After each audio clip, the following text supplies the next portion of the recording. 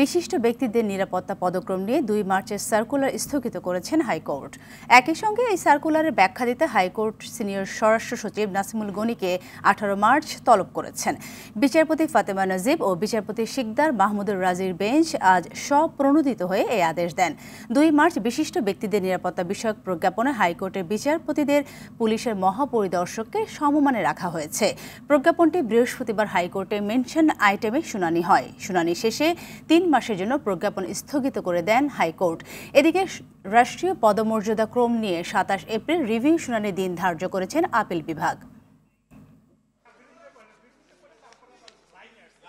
আইন কানুনের তোয়াক্কা না করে, ওয়ারেন্ট অফ প্রেসিডেন্সের তোয়াক্কা না করে এই ধরনের নীতিমালা জারি করে মূলত বাংলাদেশের সংবিধান এবং বিচার বিভাগের প্রতি বৃদ্ধাঙ্গুলি প্রদর্শন করেছেন। আদালত একটি সো মোটো রুল ইস্যু করেছেন, কেন এই মেমোটাকে অবৈধ এবং অসাংবিধানিক ডিক্লেয়ার করা হবে না। ৩ মাসের জন্য এই যে মেমো জারি করেছেন তা স্থগিত করে দিয়েছেন। নাসিমুল গনি স্বরাষ্ট্র মন্ত্রণালয়কে তার আচরণ ব্যাখ্যা করার জন্য নির্দেশনা দিয়েছেন।